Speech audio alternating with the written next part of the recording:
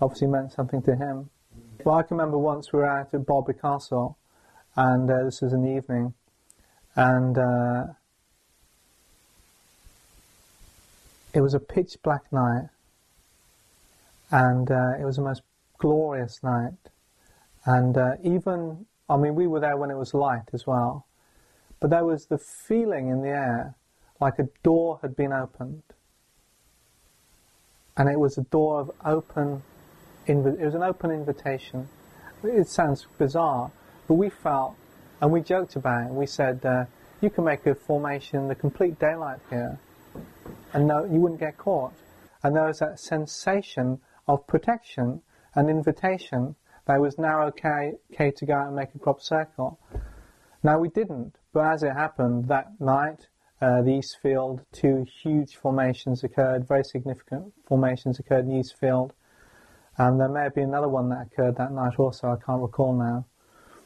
But that was certainly one of those nights. Other nights we felt, again, we felt that definite call, that definite invitation, and great formation has appeared. We were going to, one year, do a formation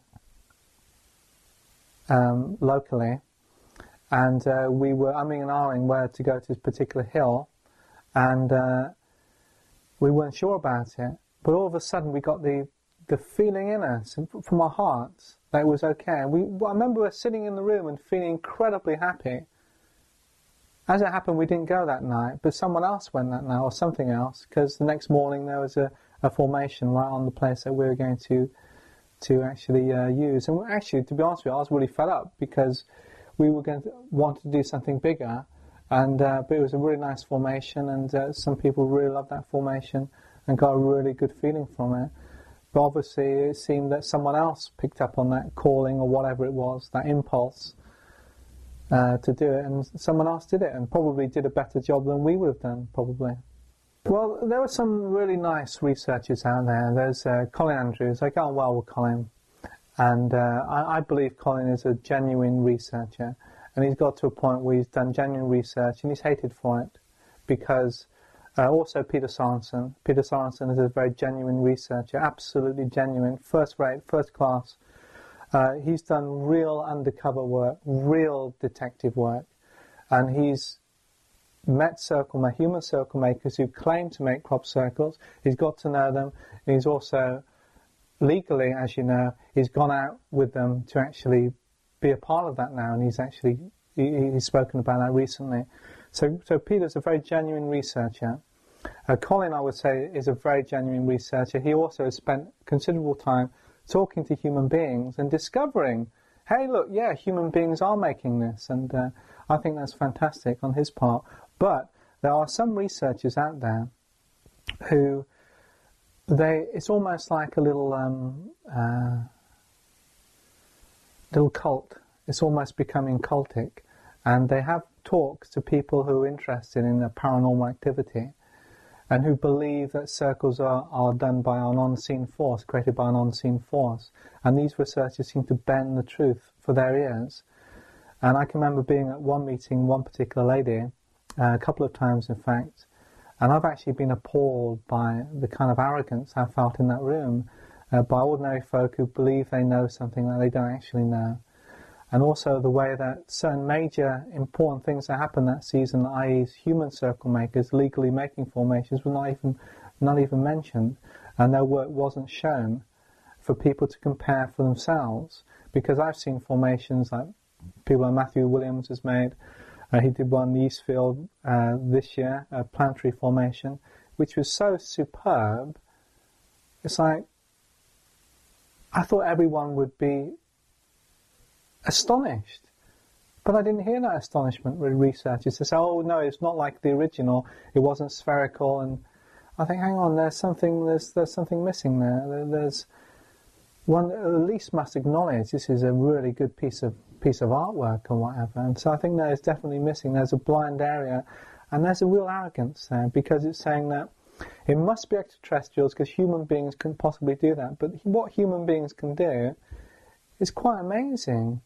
And I actually now believe that this attitude is actually more cynical than people who just believe it's human beings doing it, because it seems to say, no, you can't possibly do this.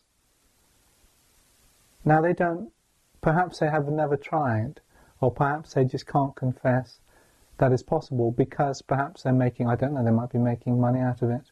And I know some of them are making money out of it. I know some circle makers who aren't making any money out of it. But I know some researchers are making plenty of money out of it. I think money is neutral. I'm very happy for everyone to make money out of it. For circle makers, I'd like everyone to make money out of it, including the farmers. Then everyone's happy. And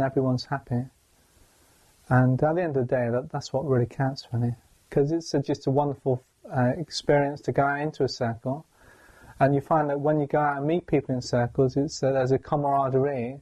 And that only vanishes when we're at talks and people are talking it, being experts and being, in a sense, condescending, or using it as a platform to broadcast their own particular philosophy.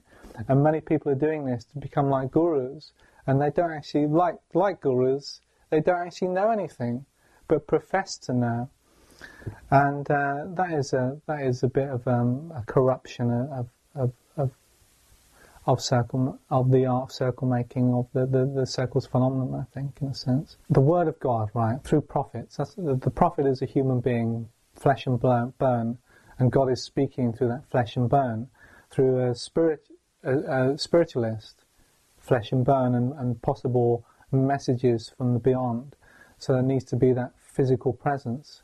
With Jesus, he was physically present to transmit this energy, to conduct this experiment, or whatever it was, or to be a part of this great sacrifice. So there seems to be a necessity, a physical necessity, and so human beings are perhaps channels or conduits. So there's this lie of specialness, isn't it? You know, the circle makers might feel special because they're making the formations. The researchers might feel special because they're discovering the formations. But really, perhaps no one is special. We're just part of a movement, perhaps. It's given me the opportunity to interact with and experience something I can only describe as being supernatural or paranormal, which at the best of times is very exciting and exhilarating.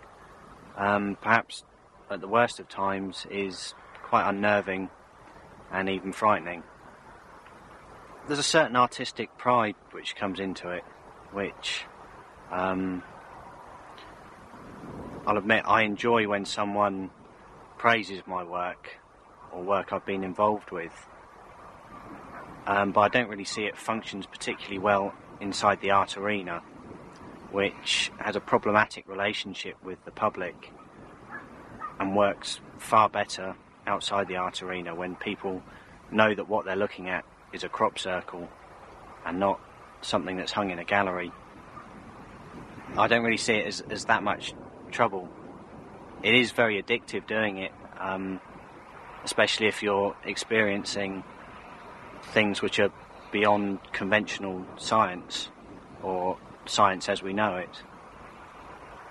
If the believers want to believe whatever their beliefs may be, I'm quite happy to let them believe that, and I'm not going to come out and say that I've made this particular formation. It's not in my interest to claim authorship.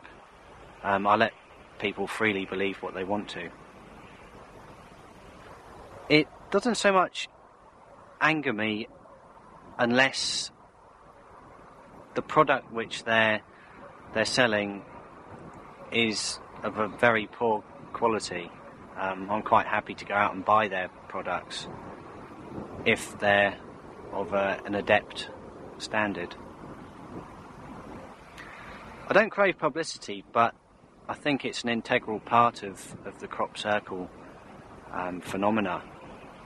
Not perhaps the publicity of the people behind it, but the publicity of the circles themselves is very important. Well, I don't feel that I'm pulling the wool over anyone's eyes because I'm allowing